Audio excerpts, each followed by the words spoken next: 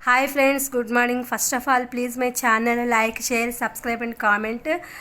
Today topic వచ్చేసి in my video biology AP టెట్కి సంబంధించి పార్ట్ 1 కంటెంట్ వైజ్ అనమాట. ఇంపార్టెంట్ బిట్స్ 9th క్లాస్ కణం నిర్మాణం విధులు, cell its structure and functions అనే దాని గురించి మనం తెలుసుకుందాము. ఇదేంటంటే కణాలు అనేవి ఎలా ఉంటాయి, ఈ కణాలు వృక్షాల్లో ఎలా ఉంటాయి, జంతువుల్లో ఎలా ఉంటాయి, వీటిని దేని ద్వారా చూడొచ్చు, పూర్వకాలంలో సూక్ష్మదర్శినిలు ఎలా ఉండేవి అనే దాని గురించి ఈరోజు నేను ఇంపార్టెంట్ బిట్స్ అనేవి అప్లోడ్ చేస్తున్నాను.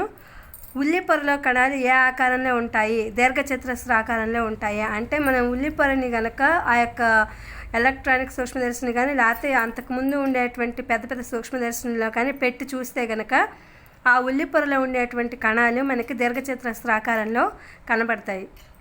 బుగ్గ కణాలు ఎలా ఉంటాయని తెలుసుకున్నాము. గుండ్రంగా ఉంటాయి. అంటే బుగ్గ కణాలు అనేవి ఆ యొక్క ప్లాంట్కి సంబంధించి వాటిలో రకరకాలైనటువంటి కణాలు అనేవి ఉంటాయి. అవి బుగ్గ కణాలు అనేవి ఎలా ఉంటాయంటే గుండ్రంగా ఉంటాయి. తొలి నాళ్లలో కణాన్ని దేని ద్వారా అధ్యయనం చేసేవారు? సరళ సూక్ష్మదర్శిని. అంటే ఈ ఎలక్ట్రానిక్ సూక్ష్మదర్శిని కనిపెట్టక ముందు అప్పుడు సూక్ష్మదర్శిని కణాన్ని ఎలా అధ్యయనం చేసేవారంటే సరళ సూక్ష్మదర్శిని అని ఉండేది. దాని ద్వారా స్లైడ్ పెట్టి అవన్నీ కూడా అధ్యయనం చేయడం అనేది జరిగేది. దాన్ని సరళ సూక్ష్మదర్శిని అంటారు. సంయుక్త సూక్ష్మదర్శినిని కనుగొన్న తర్వాత దాని ద్వారా వేటిని చూడగలుగుతాము? కణ కవచము, కణ ద్రవ్యము, కేంద్రకము, హరితరేణువులు మరియు మైటోకాండ్రియా వంటి కణాంగాలని మనం ఈ సంయుక్త సూక్ష్మదర్శిని ద్వారా చూడగలుగుతాము. ఈ కణాలు అనేవి ముఖ్యంగా వృక్షాలకు సంబంధించి ఏంటంటే మనం ఇంటర్మీడియట్ లెవెల్కి వచ్చిన తర్వాత ఎలక్ట్రానిక్ సూక్ష్మదర్శినిలో మనకి ఆ కాండం యొక్క దాన్ని మనం కత్తిరించి చూస్తే అందులో రకరకాలైనటువంటి కణాలు అలాగే దారువులు మనకు కనిపిస్తాయి. పై తరగతులకు వెళ్ళాక వీటిని పరిశీలించవచ్చు అనమాట. ఎలక్ట్రానిక్ సూక్ష్మదర్శిని ద్వారా కణాన్ని పరిశీలించినప్పుడు కణాంగాలన్నీ ఎలా కనపడతాయి? చాలా స్పష్టంగా కనపడతాయి. ఎలక్ట్రానిక్ సూక్ష్మదర్శిని మీరు ఇంటర్మీడియట్ ఆ పై లెవెల్కి వెళ్ళినప్పుడు మీకు ఒక వృక్ష కాండానికి సంబంధించి దాన్ని కట్ చేసి ఇస్తే ఈ యొక్క సూక్ష్మదర్శినిలో చూసినప్పుడు వాటిలో ఏమేమి ఉంటాయనేది చాలా స్పష్టంగా మనం చూడగలుగుతాము అన్నమాట. కణాన్ని అధ్యయనం చేయడానికి చాలామంది శాస్త్రవేత్తలు ఏ భాగాలు పరిశీలించేవారు? వివిధ రకాల మొక్కలు, జంతువుల యొక్క భాగాల్ని పరిశీలించేవారు. ప్రతి కణంలో ఏ కణాంగాలు ఉండవచ్చు? సర్వసాధారణంగా కనపడే కణాంగాలు ఉంటాయి. వృక్ష నమూనా కణంలో ఏ రేణువును తప్పనిసరిగా చూపిస్తాము? హరిత రేణువును చూపిస్తాము.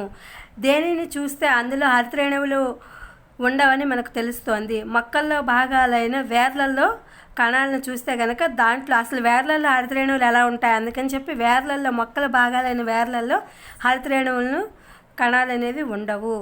దేనిలో హరితరేణువులు ఉంటాయి? పత్రాలు, లేత కాండాలలో మాత్రమే హరితరేణువులు ఉంటాయి. నమూనా కణం ద్వారా దేనిని అధ్యయనం చేయడం సులభము? కణాన్ని అధ్యయనం చేయడం సులభము. నమూనా కణం ద్వారా దేన్ని పోల్చవచ్చును? ఏ ఇతర కణాన్నైనా నమూనా కణంతో పోల్చవచ్చు. జంతువుల కణం చుట్టూ ఏ పొర ఉంటుంది? ప్లాస్మా పొర. వృక్ష కణాల్లో ప్లాస్మా పొరతో పాటుగా మరొక పొర ఏముంటుందని తెలుసుకుంటాము? కణత్వచము. ప్లాస్మా పొరతో పాటు కణత్వచం కూడా దీంట్లో ఉంటుంది. రియోపత్రం పారదర్శక పొర మీద ఏ ద్రావణాన్ని వేస్తారు? ఇది ఒక రకమైన కృత్యం అన్నమాట. మీకు 9th క్లాస్ ఫస్ట్ లెసన్లో ఈ యొక్క ప్రయోగం అనేది ఉంది.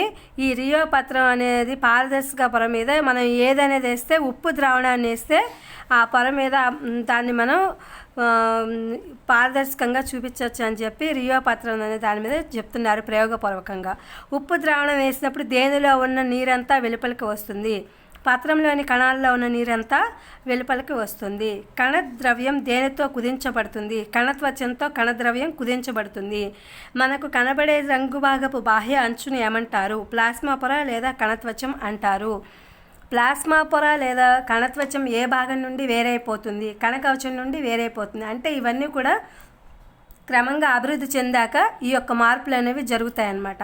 ప్లాస్మా పొర నిర్మాణాన్ని దేని ద్వారా మాత్రమే మనం చూడగలుగుతాము? ఎలక్ట్రానిక్ సూక్ష్మదర్శిని ద్వారా మాత్రమే మనం చూడగలుగుతాము. ప్లాస్మా పొర ఎలా ఉంటుంది? సరళంగా ఉంటుంది.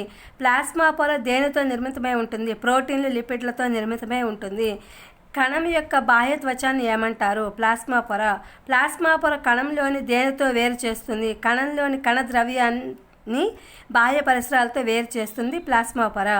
కణం దేనిని నిర్దేశిస్తుంది? కణం యొక్క ఆకారాన్ని, పరిమాణాన్ని నిర్దేశిస్తుంది. ఇది ఫ్రెండ్స్ టుడే పార్ట్ 1గా బయాలజీకి సంబంధించి cell its structure and functions in కణం నిర్మాణం విధులు అనే దాని గురించి మనం తెలుసుకున్నాం. ఇంపార్టెంట్ బిట్స్ ఇవి మీకు ఉపయోగపడతాయని చెప్పి ఏపీ టెట్కి అనుకుంటున్నాను. Please my channel like, share, subscribe and comment. Thank you for watching. Thank you for our support.